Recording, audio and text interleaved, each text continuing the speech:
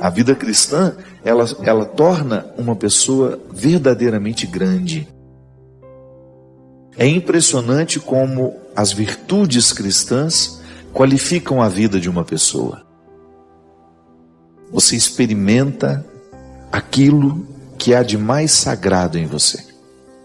O mergulho em si mesmo, a oportunidade de descobrir as riquezas que Deus deixou em você, e você fazer essas riquezas crescerem.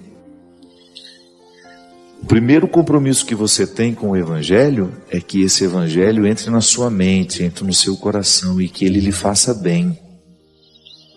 Para que você seja um irmão melhor, para que você seja um esposo melhor, uma esposa melhor, um amigo melhor, um namorado, uma namorada melhor, seja qual for o papel, uma mãe, um pai.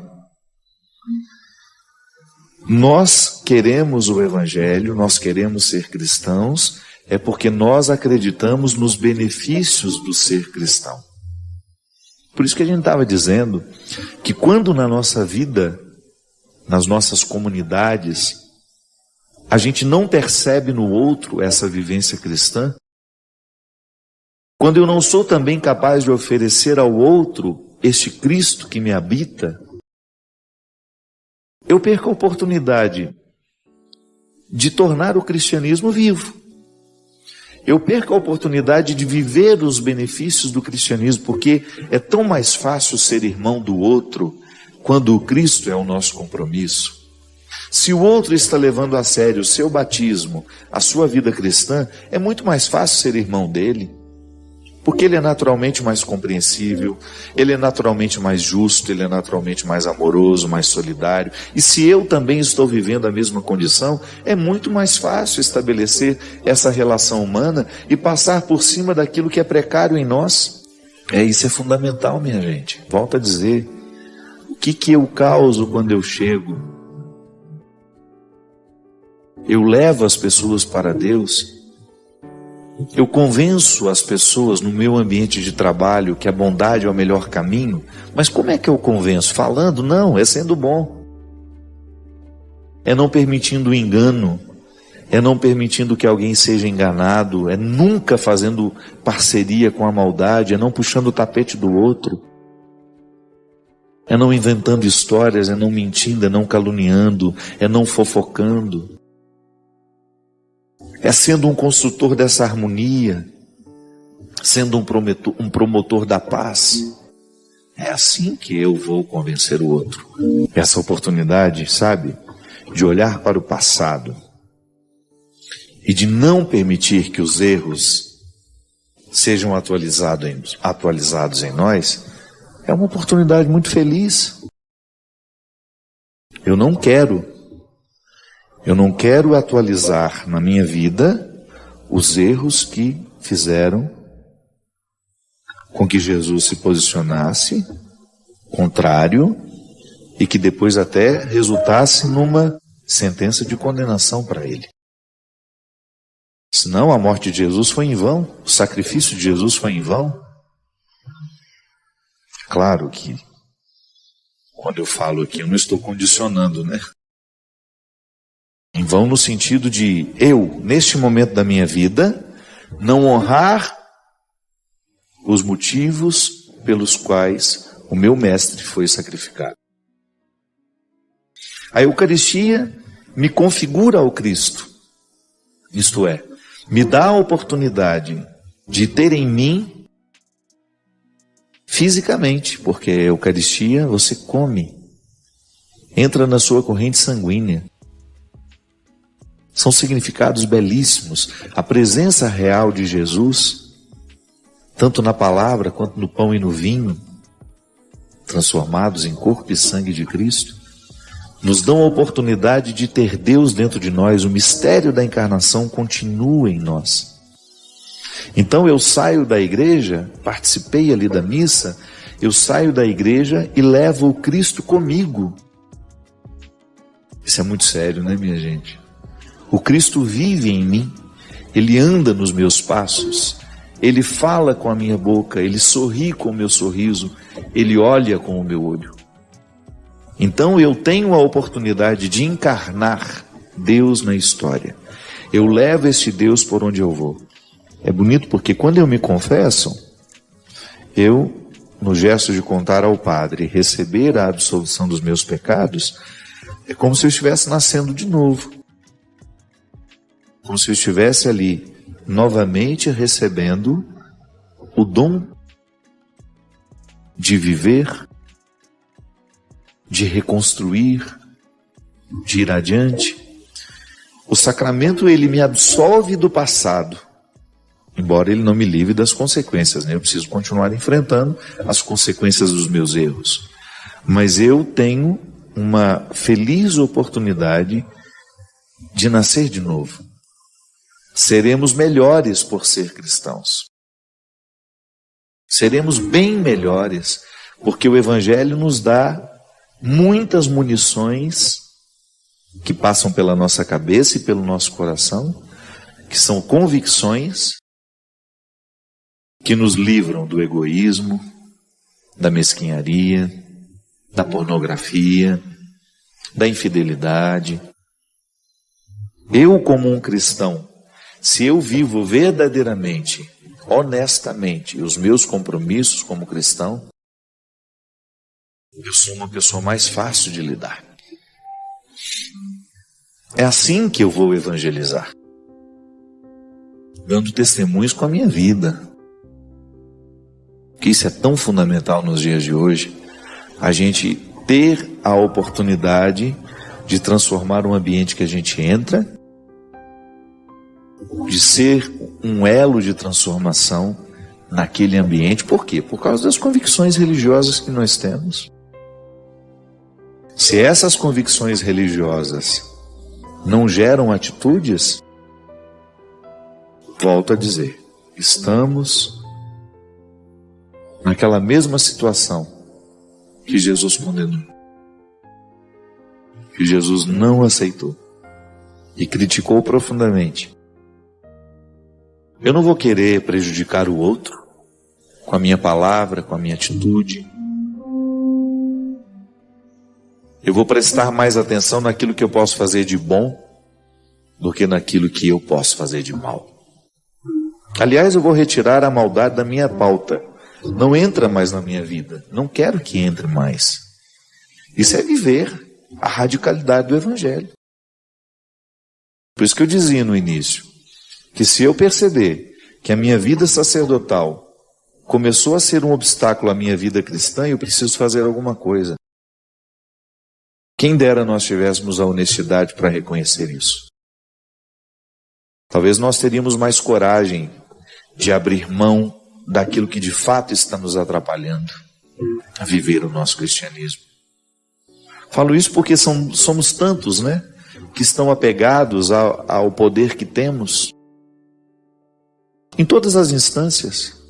Você pega uma vida comunitária, alguém é chefe ali, se apega ansiosamente a esse poder, corre-se o risco de perder o que de fato Deus quer, que é colocar-nos na dinâmica de uma vida de santidade. Nós temos o dom de transformar, de fazer milagres. Jesus, eu acho tão interessante aquela passagem de Jesus, quando ele diz que nós teremos o poder de fazer isso e ainda mais. Jesus fala isso para os discípulos justamente no momento em que ele está... Os discípulos presenciaram muitos milagres, viram grandes feitos. E ele fala, olha, vocês serão capazes de fazer coisas ainda maiores. Então nós somos capazes disso tudo. Eu, como padre, se eu tenho uma postura que é contrária à proposta do Evangelho, você vai regalar os olhos e vai, não pode ser. Não é moralismo, não é fingimento, não é isso não. É meu compromisso. Ninguém me obrigou a ser padre. Mas a partir do momento que eu sou, o meu primeiro compromisso é radical isso em mim. Não é ficar preso às regras, não. Porque senão daqui a pouco nós estamos voltando ao que Jesus condenou. Uma religiosidade desumana, cheia de regras, sem nenhuma caridade.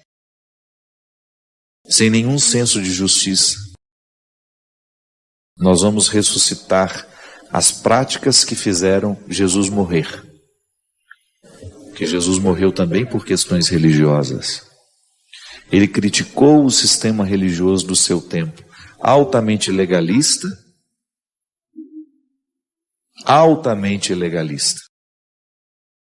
sem nenhuma misericórdia com os pobres, com os pecadores, com os frágeis, uma religião elitista, poderosa, que fazia questão de demonstrar publicamente o poder,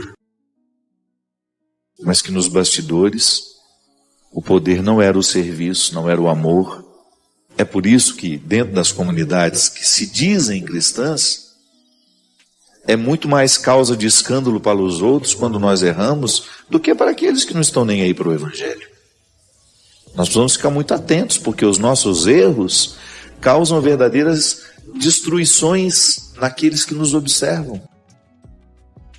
Né? Padres que falam mal um do outro, que são cruéis uns com os outros, que não praticam a caridade uns com os outros, que se invejam e que por causa da inveja que sentem, falam mal nas oportunidades que têm.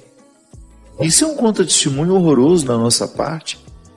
Toda vez que eu me deixo mover pelas minhas mesquinharias e falo mal de um irmão meu no sacerdócio, eu estou dando um contra-testemunho terrível.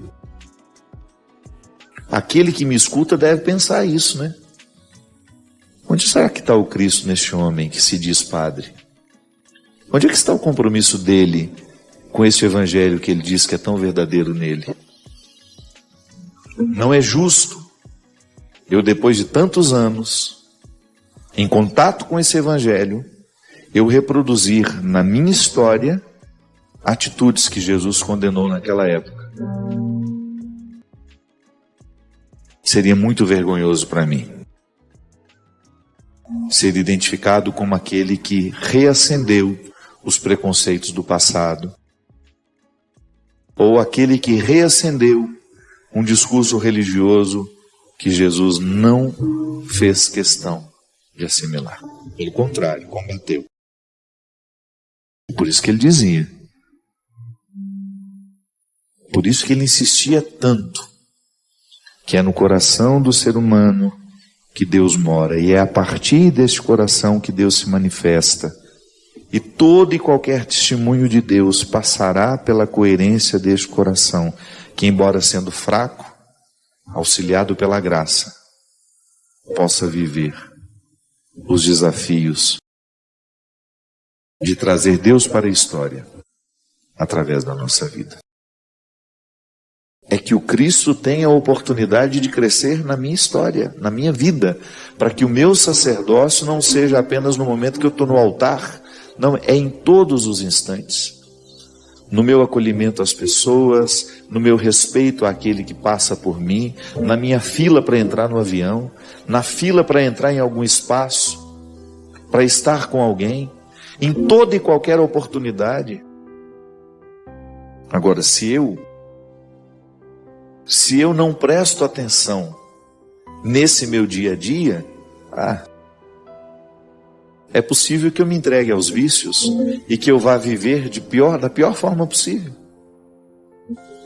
E isso dizendo que sou um cristão. Então nós corremos o risco de voltar ao legalismo do Antigo Testamento, de perder a oportunidade de viver essa revolução humana que o cristianismo nos propõe. E aí, a gente se priva de ser esse poder mágico na vida de alguém. Esse poder que fascina, que causa encantamento, não para nos prender, para que os outros se prendam a nós, não, mas para que eles também se apaixonem pelo Deus pelo qual nós nos apaixonamos.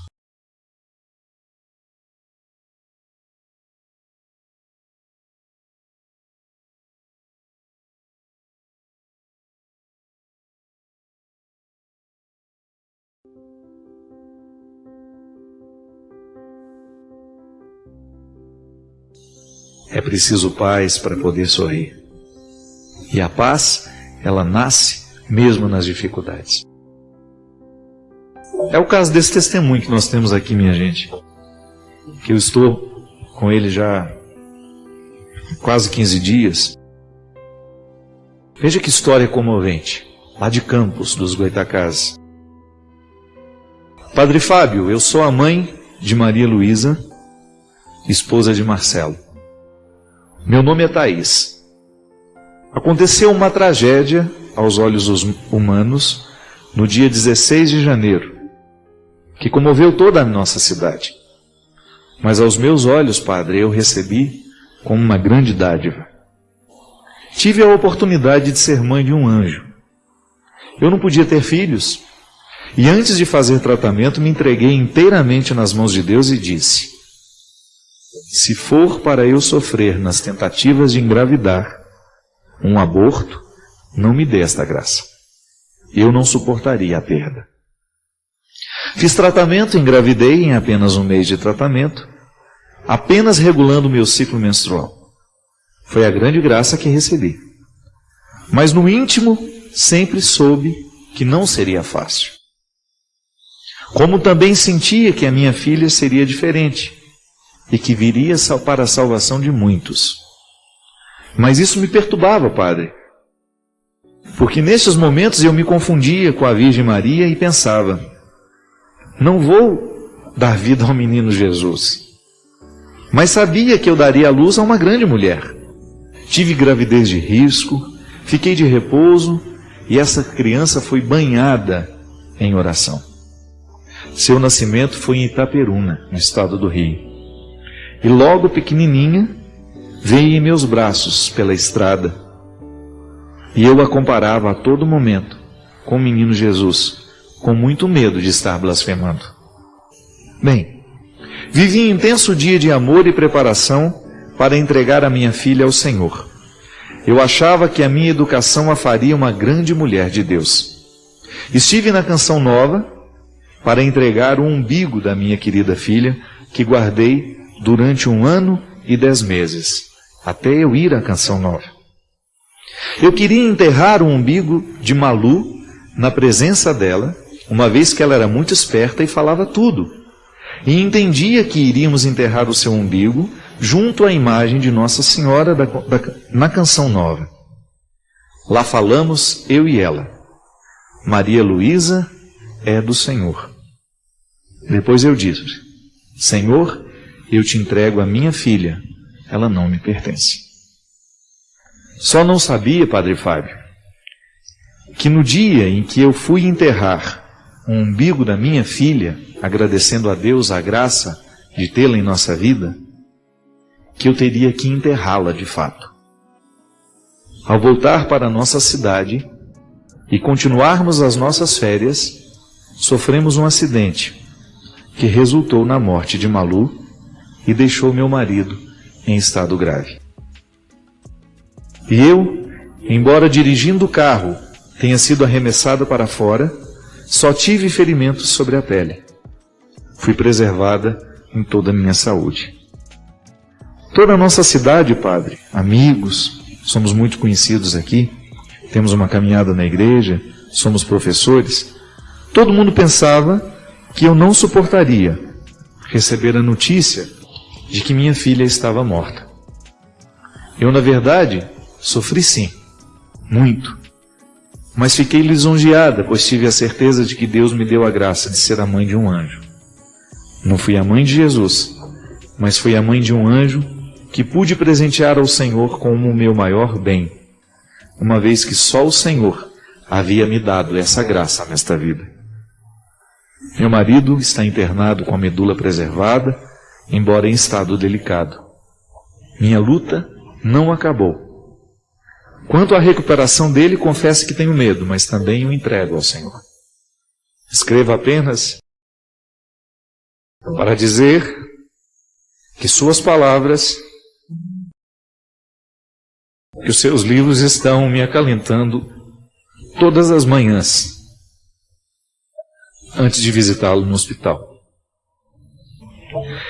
onde não suportaria se não me alicerçasse nessas suas palestras.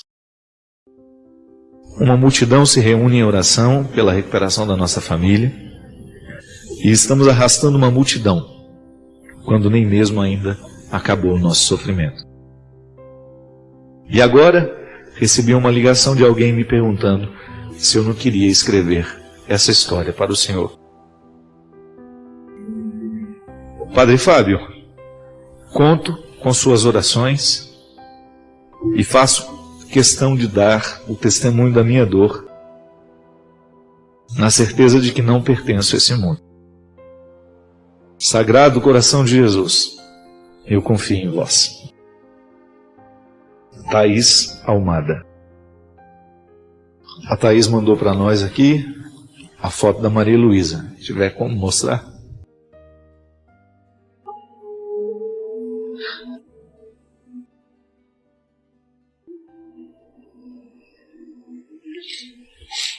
Eu fiz questão, minha gente, de trazer esse testemunho, porque eu fiquei muito mexido com ele, sabe? Fico pensando que às vezes nós tocamos em tanto sofrimento todos os dias e eu particularmente gosto de ter muito respeito por quem sofre. Eu tuitei isso ontem e isso é uma verdade para mim. Eu acredito mesmo nas lágrimas. Não acredito tanto nos sorrisos como eu acredito nas lágrimas.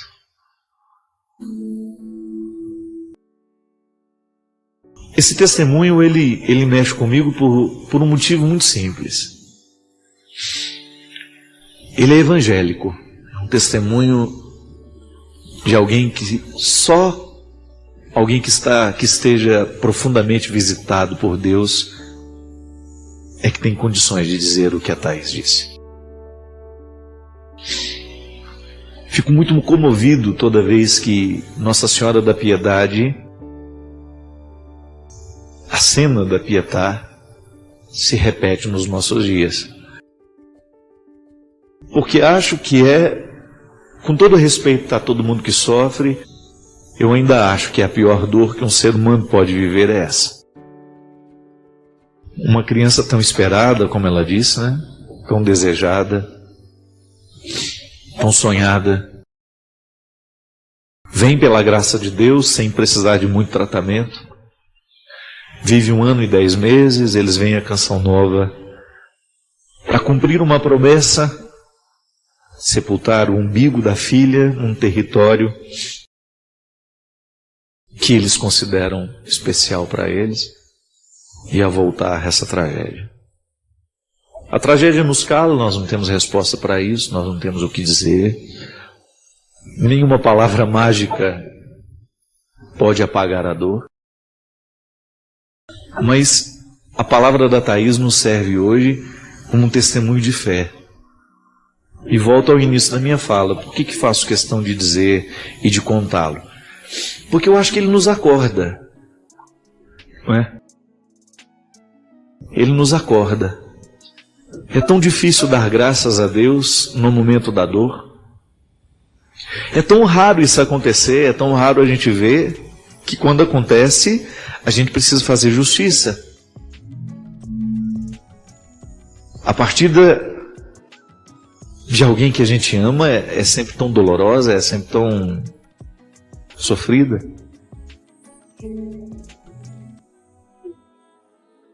E o testemunho da Thaís, no momento que eu li, ele foi de conversão para mim. De pensar que meu coração tão cheio de misérias, às vezes não é capaz de perceber a felicidade ao meu lado. Meu coração tão cheio de imperfeições, não é capaz de ser grato. E que essa é a conversão mais urgente que eu preciso viver. Ser grato. Ser grato ao dia que eu tive, às pessoas que participaram dele. Ser grato à saúde que Deus me concedeu hoje. Ser grato à oportunidade de estar aqui com vocês. De alimentar os meus sonhos. De ter a oportunidade de receber esse testemunho, de saber que estamos unidos que a comunhão um dia foi estabelecida e que essa trama invisível da existência foi nos amarrando, que você está no coração de alguém que sofre mesmo sem você nunca ter estado com ela, que você ajuda a atribuir sentido aonde está o absurdo,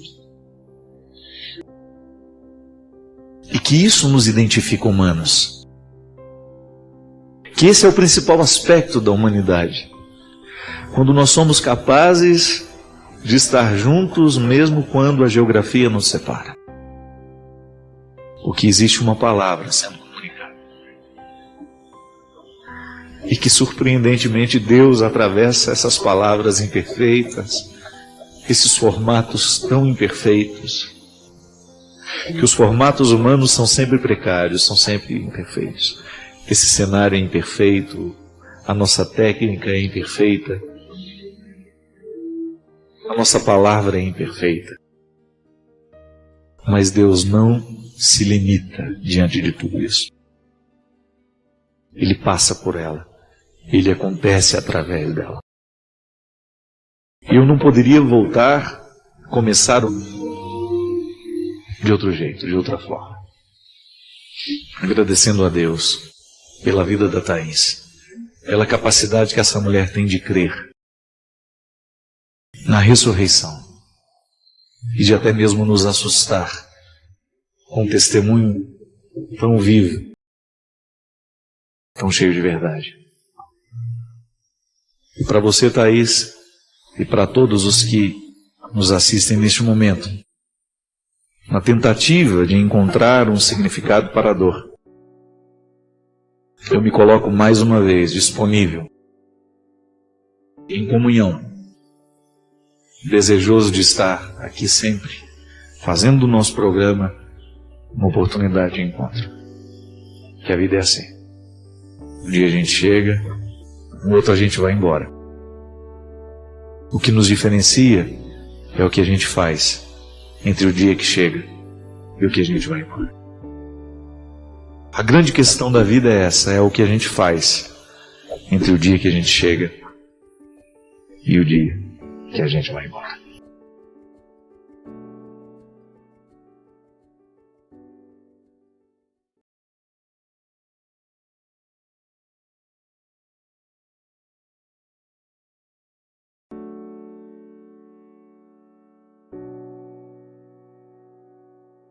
A gente só pode seguir adiante à medida em que a gente deixou limpo o caminho para trás. Não adianta. A nossa vida afetiva, se nós não nos exercitarmos na experiência da reconciliação diária, nós não vamos longe. Já disse isso aqui, Adélia Prado tem um poema lindo que ela fala: a experiência religiosa consiste, não é um poema, é um texto que ela escreveu, uma declaração que ela fez, sei lá. A experiência religiosa consiste desde a leitura de um texto sagrado, do observar formigas trabalhando e também de um olhar amoroso sobre nós mesmos. Isso é religião, é você lançar um olhar amoroso sobre si mesmo. O que é o olhar amoroso? É o olhar da reconciliação. Sabe por que às vezes a gente não se perdoa? É porque a gente não se compromete com a segunda parte do perdão que a gente precisa se dar. Como é que eu vou me perdoar se eu continuo agindo errado? Lembra, o exercício do perdão é contrato, igual eu estava dando o exemplo no início aqui do programa. Eu perdoo, mas a criatura perdoada tem que se comprometer com o perdão que recebeu. Tem que fazer um esforço para mudar. Se eu, ao me perdoar, não faço um esforço para a minha mudança, eu vou continuar patinando e não chego a lugar nenhum. E às vezes nós encontramos, gente, pessoas tão especiais, perdendo a vida, perdendo tempo, porque fica remoendo o passado, fica igual gado, né? Eu achei impressionante quando eu descobri que o capim que o gado come, ele fica comendo ele o dia inteiro. Porque aquilo chama ruminar, né? Eu não sabia disso. Eu aprendi isso, era já criança crescida, que eu ficava vendo aquela vaca lá. Parecia que estava chupando uns chicletes, né? E eu perguntei a minha irmã, quem que dá chiclete para a vaca ficar mastigando desse jeito, né? Cida morava na roça naquela época. Eu passava as minhas férias lá em Albertos. uma roçazinha que tem lá perto de formiga. E aí ela disse, não, ele não está mascando chicletes, ele está ruminando. E ruminando o alimento, é extrair do alimento o máximo que ele pode lhe dar. Pelo amor de Deus, não vai ficar ruminando o peixe que você comeu, né?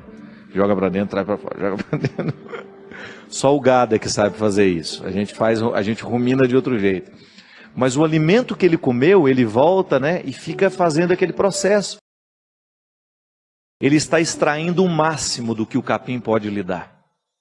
Isso é ruminar. Quando nós ruminamos de maneira positiva os nossos erros, nós extraímos dele o máximo que eles podem nos ensinar.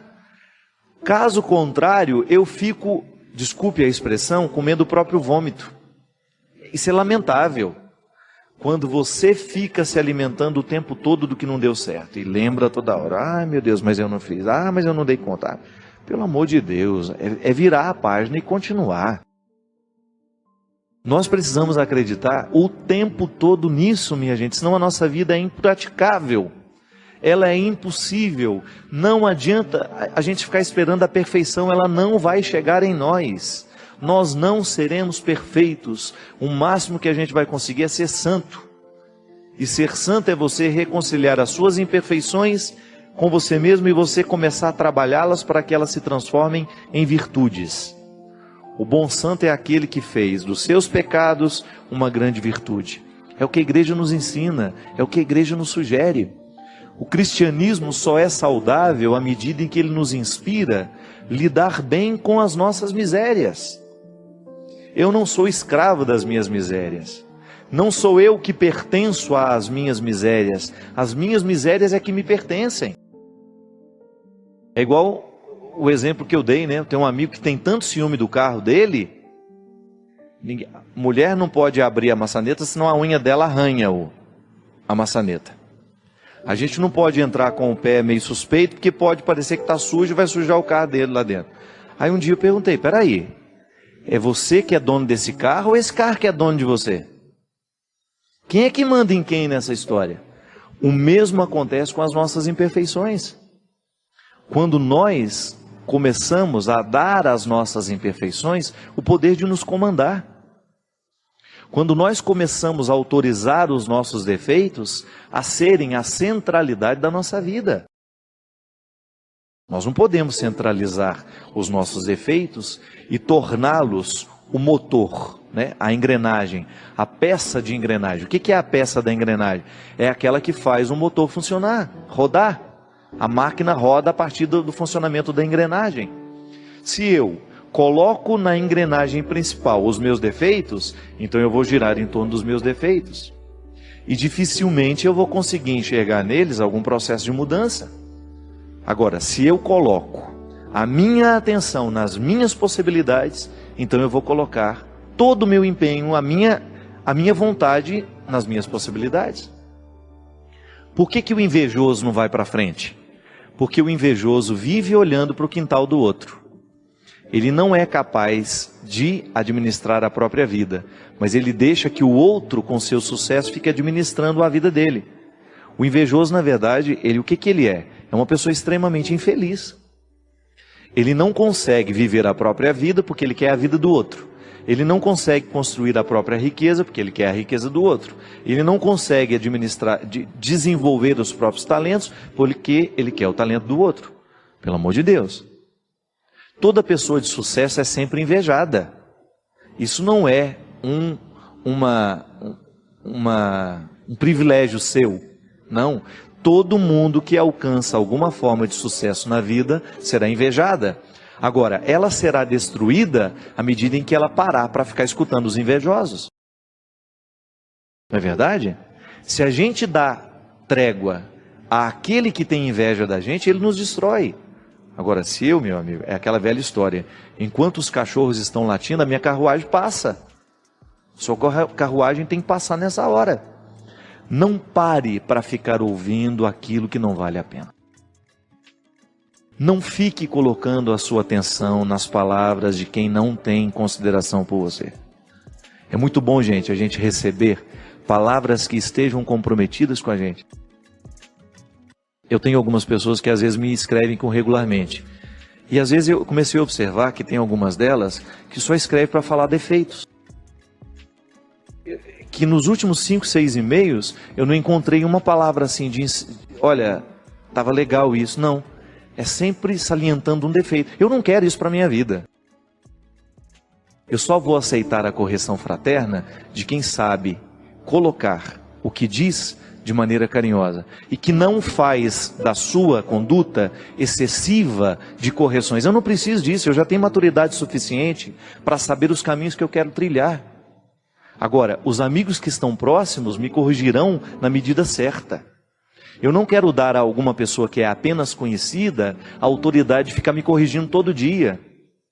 Bem, será que parou para perguntar qual é a opção que eu fiz? Por que eu fiz daquele jeito? Por que falei daquela forma? Não. Às vezes a pessoa já vem com a correção pronta porque ela acha que ela já tem a totalidade do conhecimento a respeito da sua verdade. Não, muito obrigado. E às vezes o nosso erro, a nossa infelicidade nasce disso. Quantas pessoas você encontra infeliz, mas infeliz mesmo? Eu encontro essas pessoas. Elas estão profundamente infelizes porque elas começaram a colocar o ouvido delas numa parede em que ela só escuta inveja. Não tem aquela história, gente, eu colocava o copo para a gente escutar, o outro falando mal da gente? Olha que imbecilidade. Vê lá se eu quero ouvir o outro falar mal de mim agora. Eu não. Quero ouvir correções fraternas, isso sim. Agora o outro falar mal de mim. Eu me lembro uma vez, estava fazendo a tenda do Senhor com o Padre Léo.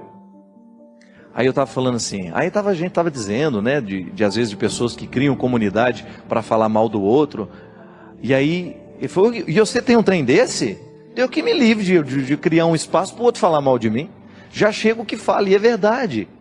Às vezes nós colocamos o copo na parede para ouvir o que o inimigo está falando de nós.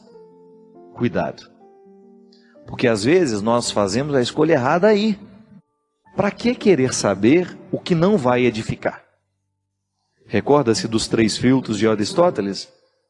Aquilo que você vai me dizer é bom? É verdadeiro? Tem utilidade? Então, se não é bom, se não é verdadeiro, se não tem utilidade, para que você acha que eu quero saber isso? A mesma coisa. Às vezes nós passamos parte do nosso dia investigando o que o outro falou ou deixou de falar de mim. Não. Muda isso. Se você tem esse hábito, começa a colocar atenção no que você pode. O que o outro fala de ruim de você, se não é para lhe edificar, esquece, não põe atenção. Não demore nem 2 minutos do seu tempo para prestar atenção naquilo. Nem 1 minuto. Volto a dizer, a correção que vale a pena é aquela que está no processo do comprometimento. O outro me conhece, o outro sabe quem eu sou e ele tem uma palavra para me edificar. Mesmo que seja de correção. Mesmo que seja para me chamar a atenção de um detalhe que eu preciso mudar e que eu não estava percebendo. Minha gente, nós podemos fazer essa comparação de maneira muito bonita. Quem fala do outro lado mal de nós e o tempo todo quer nos colocar tristezas e desesperos é o diabo. E o diabo se utiliza de pessoas para fazer isso com a gente. Quantas pessoas desistem na vida justamente porque deu ouvido ao diabo, mas não é o diabo chifrudo, é o diabo que anda no meio de nós, que tem saia, que veste as mesmas roupas que nós, que sorri do mesmo jeito que nós, que parece ser seu amigo, mas não é. Então nós temos que neutralizar o poder do diabólico. Nós não podemos, se dentro do seu trabalho você tem uma pessoa que fala mal de você, comece a neutralizá-la. Sabe como? Deixando de dar atenção ao que ela fala e você dando a ela um tratamento melhor que você pode. A pior maneira de cuidar de inimigos é sendo inimigo dele também. A pior maneira de você cultivar, não há solução nisso. Se você quer neutralizar o poder do seu inimigo, trate bem. É o melhor jeito. Se você mantém a distância necessária, porque é seu inimigo, tudo bem. Você tem o direito de dizer, não fará parte do meu convívio. Mas trate bem sempre que você tiver a oportunidade. É um jeito que você tem de fazer Deus vencer. Deus vence nessa hora. Quando ao invés de nós tratarmos com indiferença, quando ao invés de nós tratarmos com agressividade, a gente muda a regra. E às vezes nós conquistamos as pessoas dessa forma, minha gente. Muitos inimigos são nutridos é porque a gente não tem a coragem de desafiá-los. Eu mesmo. Quantas pessoas que se diziam minhas inimigas e que no momento em que eu tratei como se fossem meus amigos, elas ficaram sem graça. Às vezes dentro do nosso lugar de trabalho, a gente enfrenta essas coisas. A pessoa nos trata mal, inventa coisas sobre nós e faz fofoca, e faz isso, faz aquilo. Você entrega a sua melhor parte. Não pode ser diferente. Para que dar a ela o que você tem de pior? Para ficar nivelado? Para ficar tão ruim quanto ela é? Não. Não há necessidade disso. Deus tem que nos inspirar o processo da melhoria. E isso é salvação. Isso é cuidar. É o que Deus me convida, é o que Deus te convida e que nós não estamos fora. Como eu dava o exemplo da dengue, quantas vezes nós criamos focos de coisas ruins?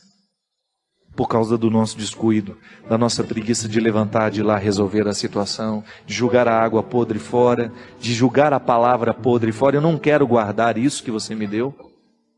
Eu jogo fora o que você vomitou em mim, eu não quero isso.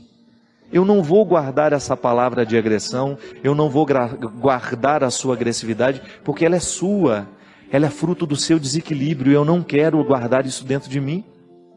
É direito meu, é direito seu. Olhar nos olhos das pessoas que lhe agridem e dizer isso. Guarde a sua agressividade para você. Se ela é a sua pior parte, resolva-se com ela.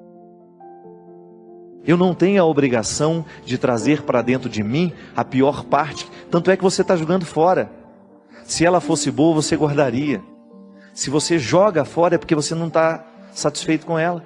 E eu não sou o lugar da sua miséria. Eu não tenho a obrigação de ser o depósito da sua miséria.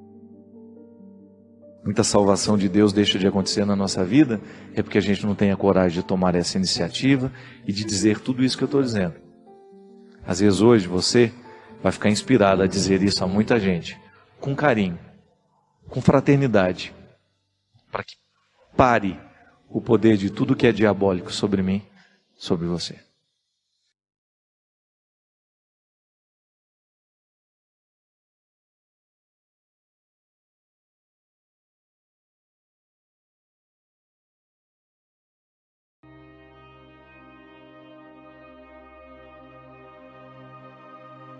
A gente sabe que na lógica dos nossos amores é muito fácil a gente amar quando a gente tem razão para amar. Mesmo porque às vezes na vida nós achamos que para o amor existir é preciso que haja uma razão. E geralmente é assim que funciona. Não só achamos, como é assim que funciona. O amor gira muito em torno das razões.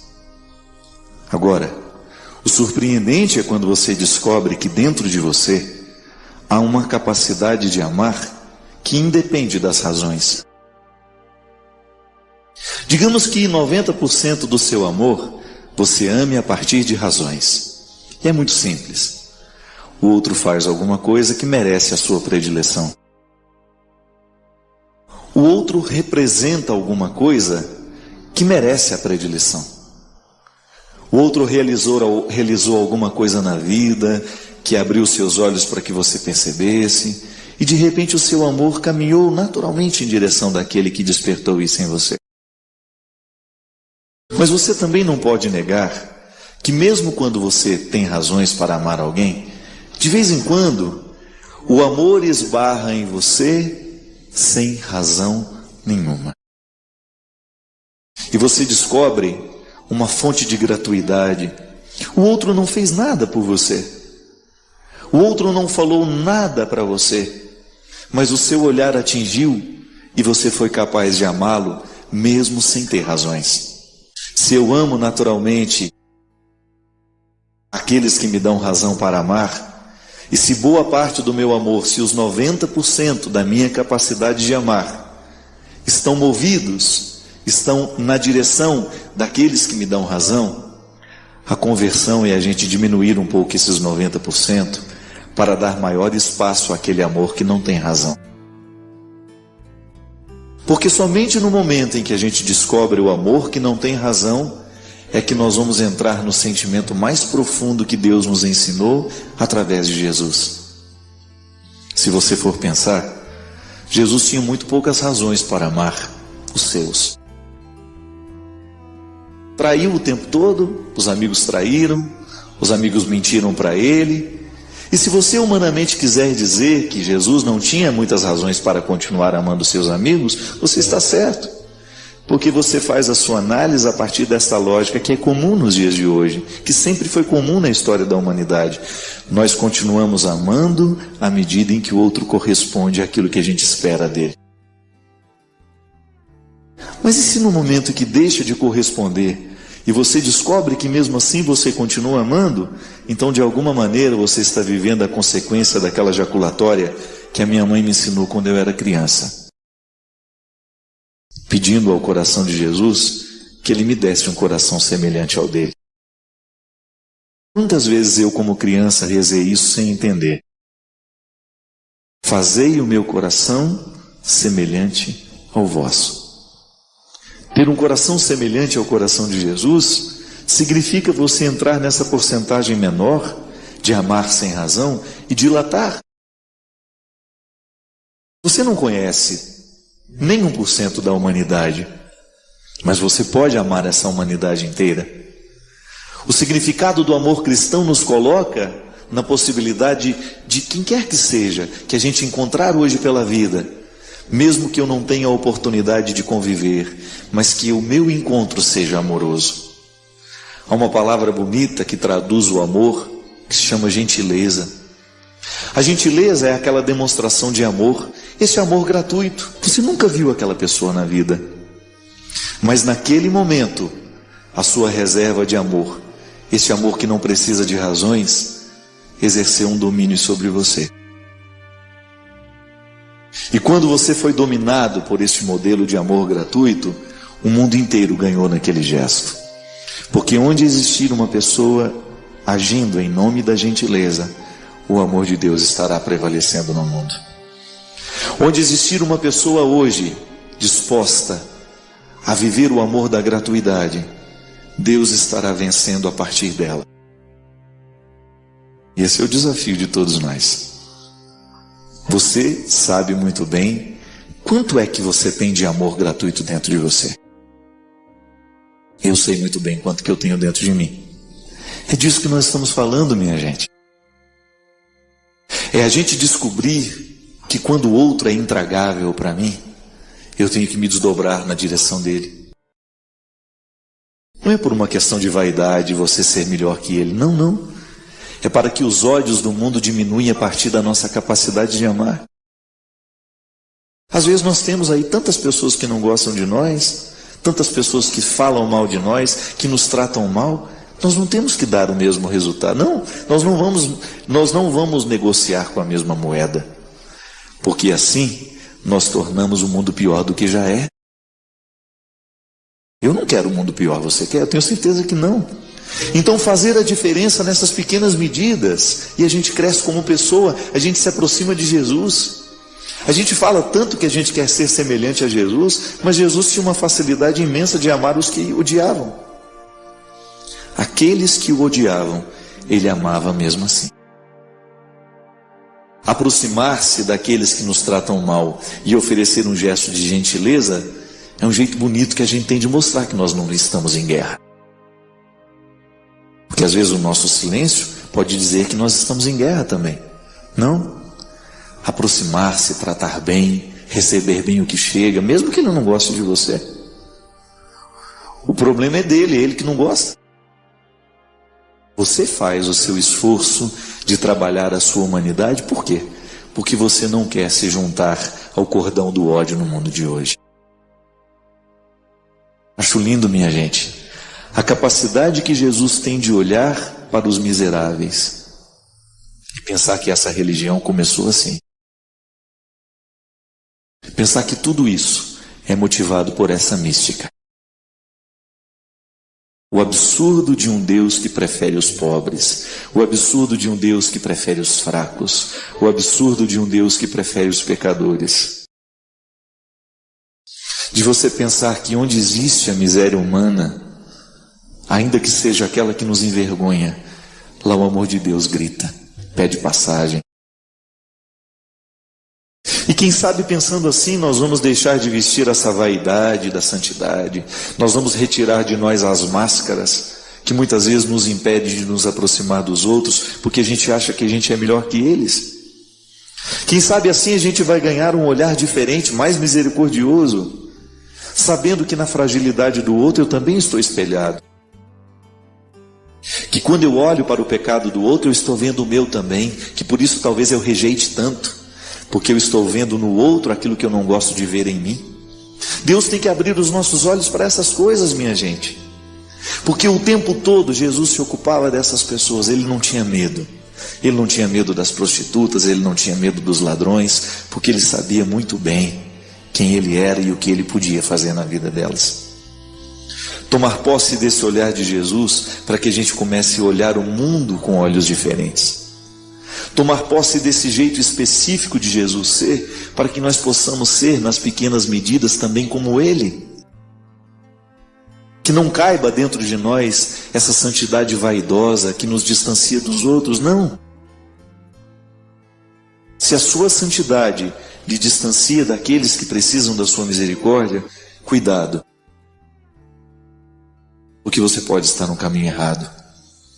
Quanto mais Deus está em nós, maior será a nossa capacidade de olhar para os calvários do mundo e dele nos aproximarmos com reverência. Naquele meu livro, Quando o Sofrimento Bater a Sua Porta, se você tiver a oportunidade de lê-lo, eu falo ao longo do livro essas questões. Por que a gente sofre? Porque somos humanos, somos naturalmente limitados. O sofrimento nasce do limite. Eu sou limitado, então eu não tenho como fugir do sofrimento. O sofrimento vai bater a porta de toda pessoa. Mais cedo ou mais tarde nós vamos enfrentar todas as dimensões do sofrimento. Sofrimento físico, sofrimento afetivo, sofrimento espiritual.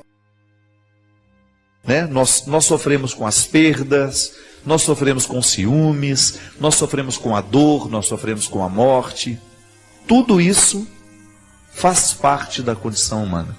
Nenhum ser humano está livre de enfrentar. Hoje, por exemplo, nós estamos todos com a notícia que eu particularmente fiquei assustado, um rapaz tão jovem que descobriu que tem aquele câncer linfático. Na hora, eu disse que ele disse essa frase, eu estou pronto para a luta. Essa é a atitude mais coerente, de quem quer a vida.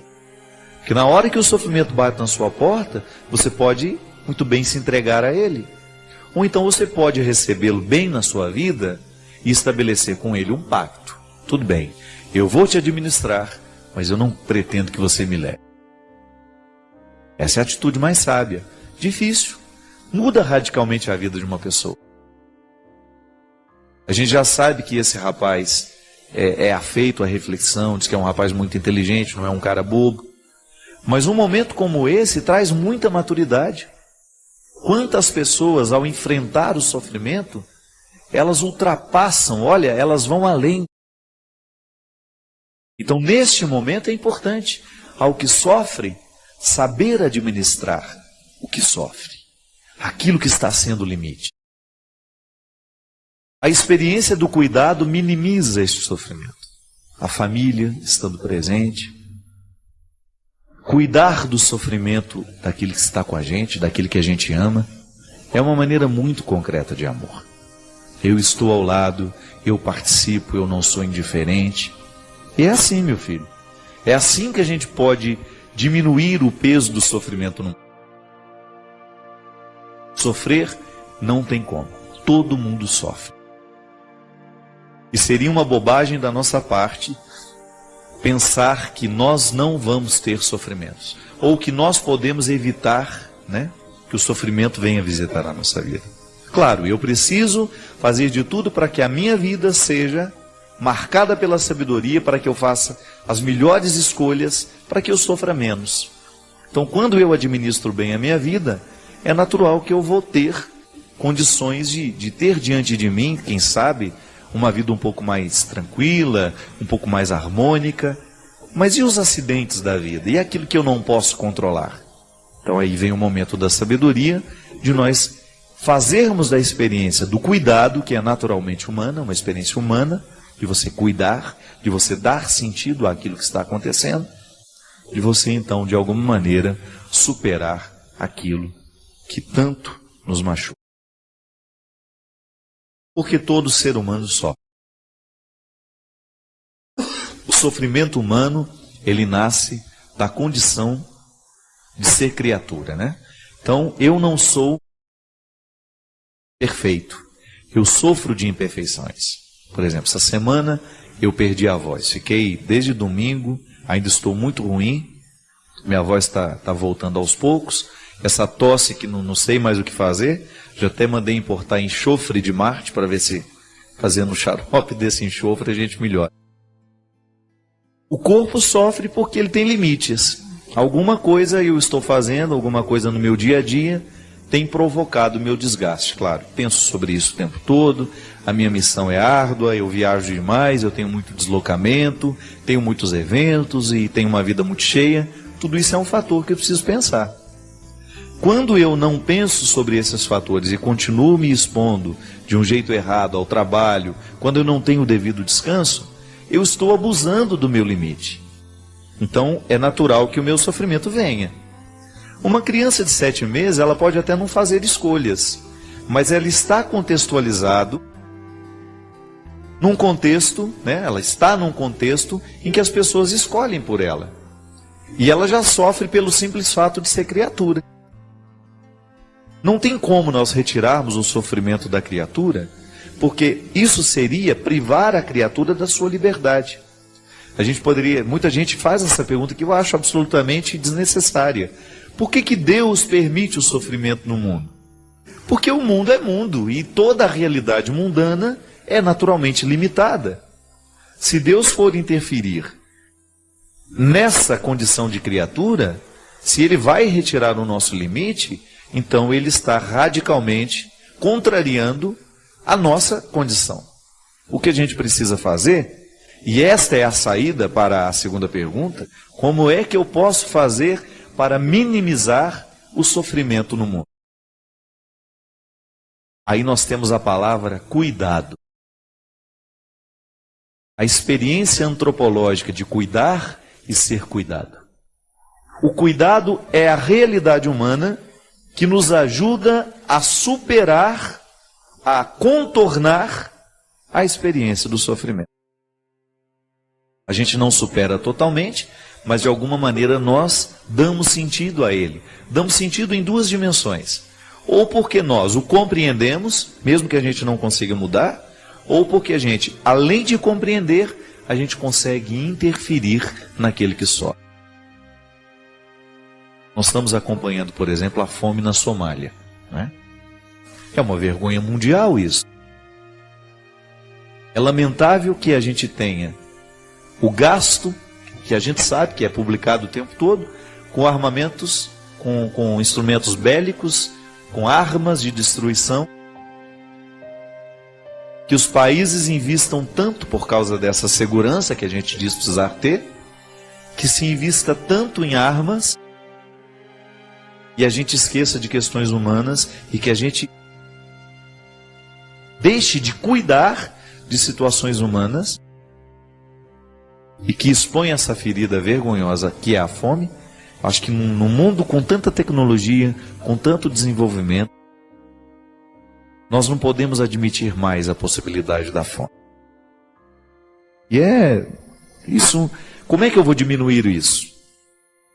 Na experiência de cuidar. Como é que eu cuido dos famintos do mundo?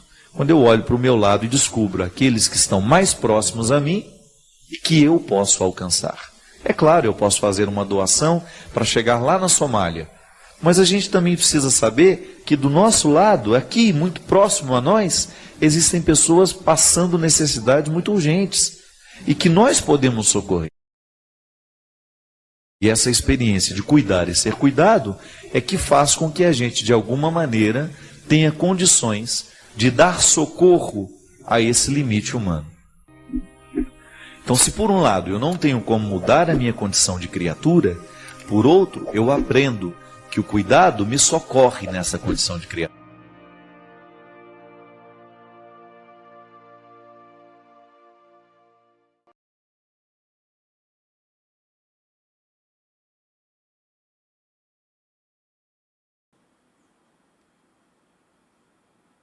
Você ficou até o fim.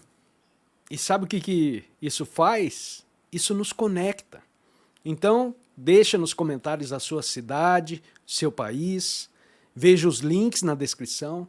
Compartilhe com quem também sabe o valor de uma escuta completa.